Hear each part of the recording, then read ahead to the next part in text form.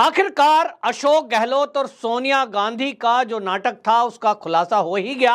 और अब आप देखें कि अशोक गहलोत ने सोनिया गांधी की मुलाकात के बाद ये घोषणा कर दी है कि मैं पार्टी का अध्यक्ष नहीं बन रहा हूं, मैं नॉमिनेशन फाइल नहीं कर रहा हूं। और जब मुख्यमंत्री के लिए पूछा गया तो उन्होंने कहा मुख्यमंत्री बनना ना बनना अभी मेरे हाथ में नहीं है, लेकिन सोनिया गांधी से मिलकर मैंने माफी मांगी है कि जो कुछ राजस्थान में हुआ वो परंपरा में नहीं था। मैंने आज तक सोनिया गांधी या गांधी परिवार और कांग्रेस के कहने को माना है। मुझे कांग्रेस ने प्रदेश अध्यक्ष बनाया, 3 बार सीएम बनाया, केंद्रीय मंत्री बनाया और मैं पार्टी और सोनिया गांधी का वफादार हूं। आखिरकार ये जो भाषा है ये बेशक अशोक गहलोत के मुंह से पहली बार उन्होंने मीडिया को बोला कि मैं अध्यक्ष की रेस में नहीं हूं, लेकिन आपको याद होगा कि जिस दिन ये राजस्थान का नाटक ड्रामा हुआ था मैंने पहले ही दिन कहा था कि ये केवल एक रचा बसा ड्रामा है। ये सोनिया गांधी और अशोक गहलोत के बीच का एक सोची समझी रणनीति के तहत, ताकि सचिन पायलट को मुख्यमंत्री बनने से रोका जा सके, उसको मुख्यमंत्री ना बनाए। और ये केवल एक ड्रामा था कि अध्यक्ष के लिए नाम चलाएं, फिर उसके बाद वापसी हो। और कुल मिला के अभी आप देखते जाइए कि ये नॉमिनेशन फाइल होना और नॉमिनेशन वापस होना, अभी इसमें कई पेच ऐसे चलेंगे, आपको दिखाई देगा। ये केवल और केवल कांग्रेस की एक कवायद है ये दिखाने के लिए कि कांग्रेस के अंदर जनता की, कार्यकर्ताओं की सुनवाई है और एक लोकतंत्र है। यहां केवल गांधी परिवार सारे फैसले लेता है, ऐसा नहीं है। ऐसा कुछ दिखाने की कोशिश की जा रही है। और राहुल गांधी जो कि बार बार मीडिया में कह रहे हैं कि मैं पार्टी का अध्यक्ष नहीं बनूंगा, ये मैंने जैसा कहा कि पहले से तय है, क्योंकि अभी अगले साल 10 राज्यों में चुनाव होना है और उसके बाद 2024 में जो लोकसभा का चुनाव होगा वो उस समय देश के लिए महत्वपूर्ण है। और क्योंकि जो घरेलू चुनाव होते हैं यानी राज्यों के जो चुनाव होते हैं उसमें कोई विदेशी फंडिंग नहीं आती है, उसमें कोई देश वालों का, चाइना का, पाकिस्तान का या बाकी जो लोग हैं उनका कोई ऐसा रुचि का विषय नहीं रहता है। और मैंने जैसा पहला कहा है कि ये देखा जा रहा है कि वो जो विदेशी सहायता आएगी मोदी को हराने के नाम पर, उसको लेने की होड़ मची है। और उसको कौन लेगा? जो एक बड़ा चेहरा अपने आप को प्रस्तुत कर सकेगा कि ये मोदी को हरा सकता है। और इसी कवायद में राहुल गांधी जी अपनी पदयात्रा कर रहे हैं, नाम दिया है भारत जोड़ो यात्रा, जिन्होंने देश को अभी तक जुड़ने नहीं दिया और लोगों को लड़ा कर रखा, आपस में बांट के रखा। और जिस तरह से अब पीएफआई पर खुलासा हो रहा है कि 2011 में कांग्रेस के पास यूपीए गवर्नमेंट में आईबी ने पूरी रिपोर्ट रखी थी कि पीएफआई को यदि तत्काल बैन नहीं किया गया तो भारत को 6 टुकड़ों में बांटने की योजना बन रही है।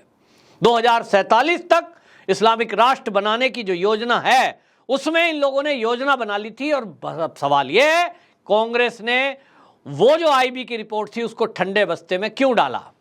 शायद इनको लगता होगा कि जो लोग इस देश को बांटना चाहते हैं 47 में बांटा और अब ये 100 साल जब पूरे होंगे 2047 में बांटने की बात कर रहे हैं, तो होने दो। अलग अलग मुख्यमंत्री बन रहे हैं, फिर अलग अलग प्रधानमंत्री बनने का मौका मिलेगा, जैसा कि जिन्ना और नेहरू को मिला था। उन्हें लग गया होगा कि मोदी रहेगा और इस देश में आरएसएस रहेगी, इनको तो आप खत्म कर नहीं पाए, इनको बैन नहीं कर पाए, तो अब तरीका क्या है? मोदी को हटाने का तरीका तो कोई बचा नहीं है। विपक्ष धीरे धीरे खत्म होता जा रहा है। तो दिमाग में आया होगा कि भाई कई देश बना लो छोटे छोटे, एक बिहार का मुख्यमंत्री के बजाय प्रधानमंत्री हो जाए, एक पश्चिम बंगाल का हो जाए प्रधानमंत्री, एक सोच रहा है कि मैं कश्मीर का प्रधानमंत्री बन जाऊं आजाद कश्मीर करके, कोई सोच रहा है कि मैं खालिस्तान बनाकर पंजाब का मुख्यमंत्री बन जाऊं, और कोई सोच रहा है कि मैं केरल का प्रधानमंत्री बन जाऊं। मतलब मुख्यमंत्री जो हैं वो प्रधानमंत्री बनने का सपना देख रहे हैं। अब जितने मुख्यमंत्री हैं ये सोचते हैं कि हम प्रधानमंत्री भी बन सकते हैं। और मोदी जो है इसको हटाना मुश्किल है और इसलिए बचा कुचा जो रहेगा उसमें हिंसा करेंगे, दंगा फसाद करेंगे। कुल मिलाकर के इस तरह की योजना है। और जिन्होंने इस योजना को, मैं ये नहीं कह रहा हूं कि ये कांग्रेस के सह पे हुआ है, लेकिन होने दिया है, आज जो लगभग 14-15 राज्य में पीएफआई फैल चुका है, उसके पीछे यदि कोई दोषी है तो वो कांग्रेस की सरकार है, क्योंकि 2007 में जो पीएफआई बना था वो सिम्मी ही था, और उसको बैन यदि ठीक से किया जाता, आप समझिए, संगठन प्रतिबंधित कर दिया लेकिन व्यक्तियों को खुला छोड़ दिया, और उसका नतीजा यह है कि आज पीएफआई की जड़ें इतनी फैल चुकी हैं कि विदेशी घुसपैठिए म्यांमार के, पश्चिम बंगाल के, वो हमारे देश में आ रहे हैं और उनको आने दिया जा रहा है।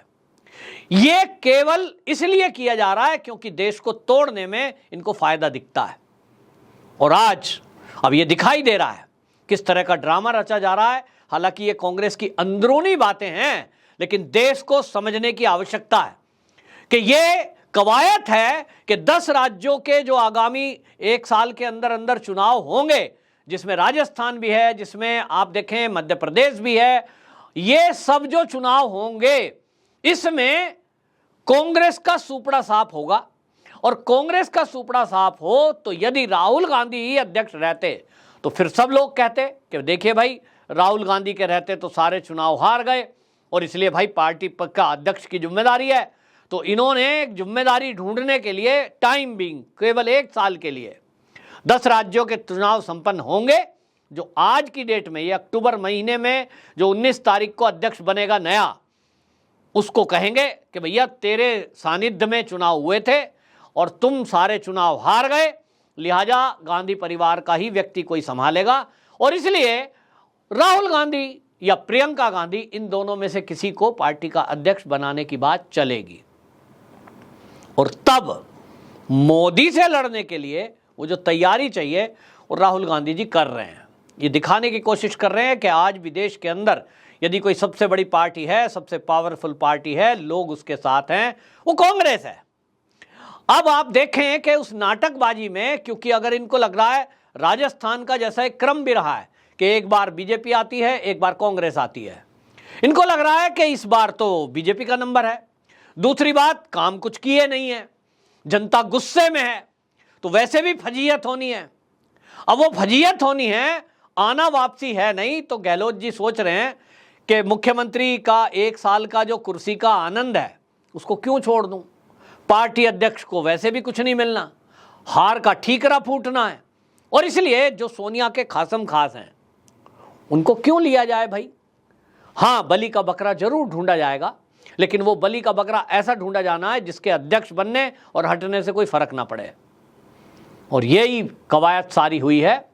वो जो दिल्ली में मीटिंग हुई है, जो सूत्र बताते हैं कि सोनिया गांधी और अशोक गहलोत की जो मीटिंग है, उसमें आप देखें जैसा मीडिया में चल रहा था, अब अशोक गहलोत के खिलाफ सख्त कार्रवाई होगी, अब देखिए उनको मुख्यमंत्री पद से भी हटना पड़ेगा, अब तो उनको अध्यक्ष पद भी नहीं मिलेगा और मुख्यमंत्री पद भी नहीं मिलेगा। मैं उन लोगों को कहना चाहता हूं, आप देखते रहिए, अशोक गहलोत राजस्थान के मुख्यमंत्री हैं, राजस्थान के मुख्यमंत्री रहेंगे। हाँ, इस बीच यदि कोई और नाटक दिखाना हुआ तो किसी को चेंज करके बना भी सकते हैं, लेकिन अगर बनाएंगे तो वो वही होगा जो सोनिया गांधी का इसी तरह का खासम खास होगा जैसे कि अशोक गहलोत हैं। सचिन पायलट को कतई नहीं बनाया जाएगा, और सचिन पायलट को जिस तरह से कई बार अपमानित किया गया, इस बार फिर से अपमानित किया गया है। लोग कहते हैं कि सचिन पायलट ये जो अपमान का घूंट बार बार पी रहा है और वो वहां रह रहा है, लोग कह रहे हैं बीजेपी ज्वाइन करो, उसको सलाह दे रहे हैं, लेकिन वो बीजेपी ज्वाइन नहीं कर रहा है। उसका एक कारण है कि सचिन पायलट की जो पत्नी है, आप सबको मैंने पहले भी कहा है, वो फारूक अब्दुल्ला की बेटी हैं, और उसके कारण से वो अपने पिता का कहना या अपने वो जिस तरह का मानसिकता आप समझ ही सकते हैं, मोदी के कतई विरोध में है, और वो कभी नहीं चाहेंगे फारूक अब्दुल्ला एंड फैमिली के जो उनका दामाद है वो मोदी के पाले में बैठे और मोदी का गुणगान करे। उनको बिल्कुल दिक्कत है, और इसलिए वो सीधा आदमी है, पत्नी का कहना मानना तो चाहिए, सलाह माननी चाहिए, लेकिन व्यक्ति को अपना भविष्य खुद बनाने का, निर्माण करने का अधिकार भी है। लेकिन शायद सचिन पायलट ऐसा नहीं कर पा रहे हैं, दबाव में है, वो पत्नी के दबाव में हो या ससुर के दबाव में हो या साले के या सब परिवार के, ये खैर उनका पर्सनल मैटर है। लेकिन जो सूत्र हैं वो यही बता रहे हैं कि सचिन पायलट जो बार बार कांग्रेस में रहकर अपमान सह रहे हैं, उसका एक कारण है कि उनकी जो ससुराल पक्ष है वो कतई नहीं चाहता, पत्नी कतई नहीं चाहती कि वो बीजेपी ज्वाइन करें। और इसलिए कुछ भी हो जाए, सचिन पायलट कांग्रेस छोड़कर कहीं नहीं जाएंगे, इसी तरह अपमान सहते रहेंगे। वो हेमंत बिस्व शर्मा नहीं है कि जो कुत्ते के बिस्किट खिलाए जा रहे थे झूठे, उन्होंने पार्टी को लात मार दी और आज वो सीएम बने हुए हैं। व्यक्ति के अंदर खुद का जज्बा चाहिए, खुद के निर्णय लेने की क्षमता चाहिए, जो शायद सचिन पायलट में मुझे दिखाई नहीं दे रही। संपूर्ण गुर्जर समाज अपमानित महसूस कर रहा है बार बार, क्योंकि वो सचिन पायलट के पीछे खड़ा है, उनके साथ खड़ा है, हर तरह की मदद और लड़ाई के लिए तैयार खड़ा है। और उसके बावजूद भी यदि उनका मुखिया ही खुद निर्णय नहीं ले पा रहा है, लोग कह रहे हैं साहब वो मौन है, उसको मौन रहने के लिए कहा गया है, वो मौन ही रहेगा, आप देखते रहेंगे। और अगर टाइम दिया भी तो बहुत थोड़ा टाइम देंगे। चुनाव के आसपास उसको बहलाने फुसलाने के लिए 6 महीने पहले चुनाव से जस्ट ऐसा खबर बता रहे हैं, अंदर की बातें जो लाते हैं वो बता रहे हैं कि 5-6 महीने पहले नामचार को सचिन पायलट को दे दी जाएगी कुर्सी, जिससे कि ये हो साहब आपने कहा था, हमने बना दिया और देखिए आपने हरवा दिया। तो देखना होगा खैर क्या होगा। बहरहाल जो मैंने आपको पहले कहा था, खबर मैंने बनाई थी, उसी पे अभी तक मोहर लगी है कि सोनिया गांधी जिस तरह का वो उनके इशारे पर ये सब हुआ था राजस्थान में, ताकि सचिन पायलट को मुख्यमंत्री पद से रोका जा सके बनने से।